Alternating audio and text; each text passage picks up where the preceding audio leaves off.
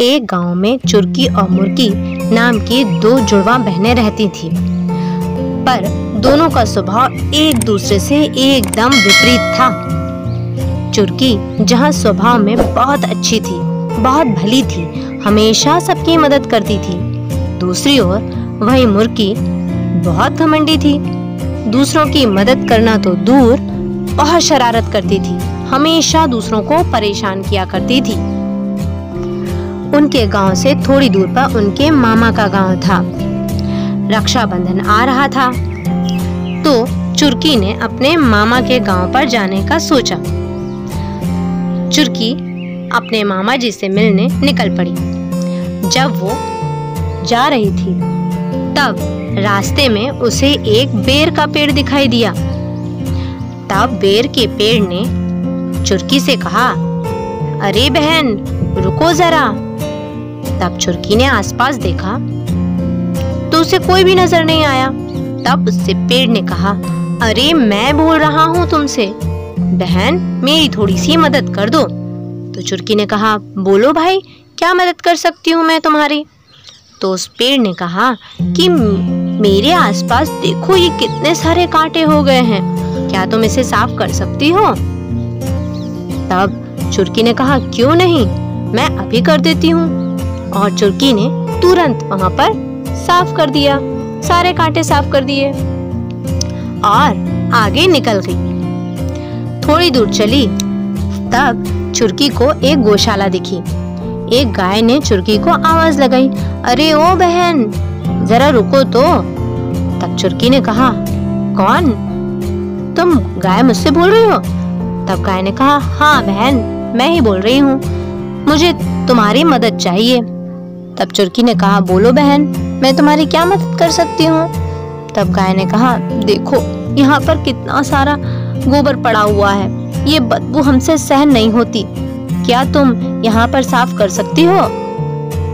तब चुरकी ने कहा, क्यों नहीं बहन, दूसरों की मदद करना तो बहुत पुण्य का काम होता है, मैं अभी कर देती हूँ। और चुरकी ने झटपट वहाँ पर साफ कर दिया और खुश होकर आगे चली गई।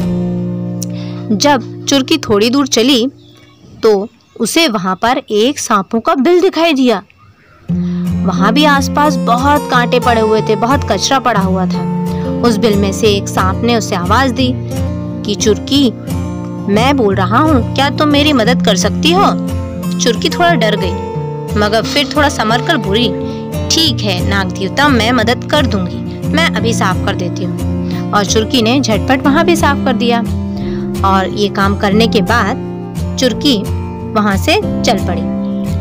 अब उसके मामा का गांव आ गया था। चुरकी अपने मामा के गांव पहुँच गई। मामा ने चुरकी की बहुत आवभगत की और चुरकी की खूब मेहमान नवाजी की। दूसरे दिन चुरकी वापस अपने गांव चल पड़ी। जब वो वापस आ रही थी, तब वही नाग रास्ते में एक थैली लेकर खड़ा था। वो छोटी सी थैली उसने चुरकी को दी। चुरकी ने कहा, अरे इसमें क्या है, ये तो मुझे क्यों दे रहे हो।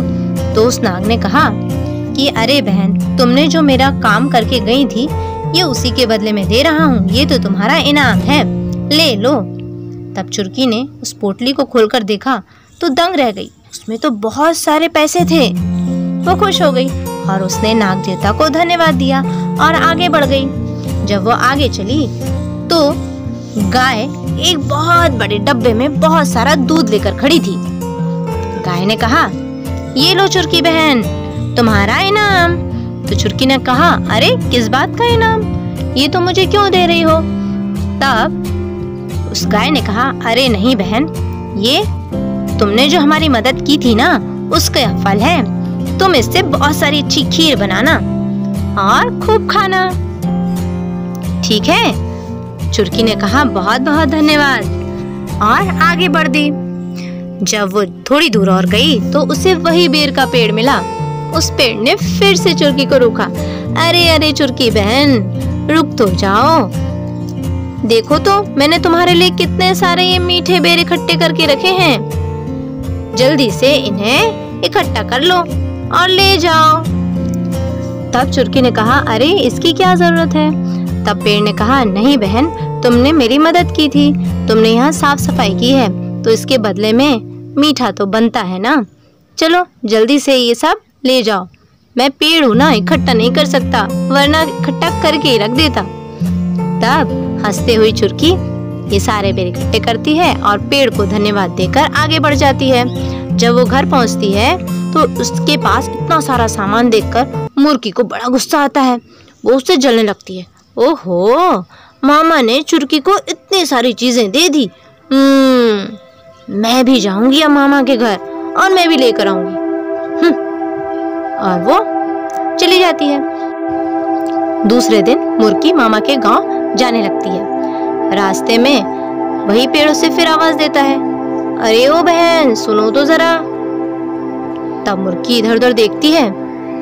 तब पेड़ कहता है, अरे मैं हूँ, क्या तुम मेरी मदद करोगी? ये कचरा साफ कर दो ना।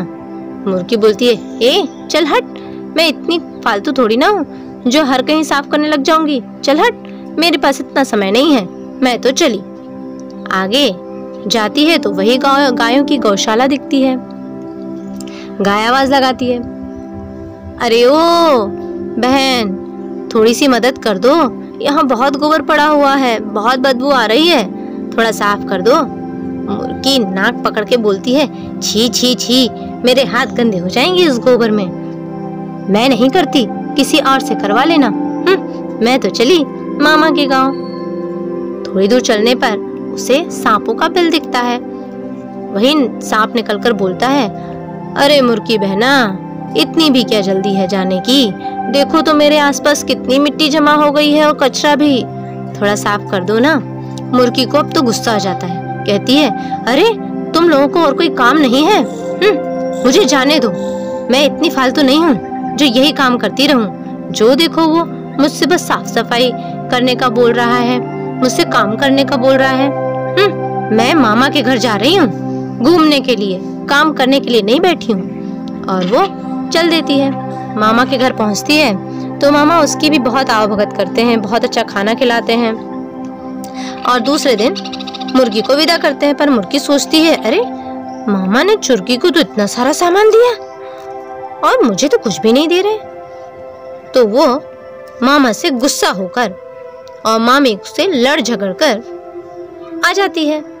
मामा को कुछ समझ में नहीं आता कि ये मुर्गी को क्या हो गया, इतनी बड़ी हो गई है, मगर गुस्सा करना अभी तक नहीं गया। जब मुर्गी वापस गुस्से में जल्दी जल्दी अपने घर आती है तब अंधेरा हो चुका होता है और वही सांपों के बिल में से सांप बहुत सारे उसे निकलते हुए दिखाई देते हैं, उसकी तरफ बढ़ते हुए। वो डर जाती है और घबराहट में भागते भागते जल्दी जल्दी तेज तेज चलने लगती है, दौड़ने लगती है। घबराते हुए चलती है कि इतने में वहाँ गायों की जो गौशाला थी वहाँ वो बैठने की कोशिश करती है, मगर ये क्या, गाय भी उसे मारने लगती है और एकदम सींगों से डराकर भगा देती है। बेचारी मुर्गी भागती भागती आगे आती है और एक उसी पेड़ के नीचे बैठने की कोशिश करती है, मगर ये क्या, उस पेड़ के नीचे तो इतने सारे कांटे थे। बेचारी मुर्गी को पैर में कांटे चुभ गए, वो उन कांटों पर गिर गई और उसके कपड़े भी फट गए। बेचारी मुर्गी जैसे तैसे करके अपने घर पहुंचती है। उसे समझ में नहीं आता। मुर्गी की ये हालत देखकर चुरकी बड़ी परेशान होती है। वो उसे अपने पास बैठाती है और सारा माजरा पूछती है कि आखिर बात क्या है। मुर्गी उसे सारी बातें बता देती है। तब चुरकी उसे अपने पास बैठाकर बड़े प्यार से समझाती है और सारी बातें साफ साफ बताती है। मुर्गी को अपनी गलती समझ में आ जाती है। उसे समझ में आ जाता है कि मैंने दूसरों की मदद नहीं की तो भला फिर मेरी कोई मदद क्यों करेगा। उसे चुरकी समझाती है कि हमें दूसरों की मदद करना चाहिए।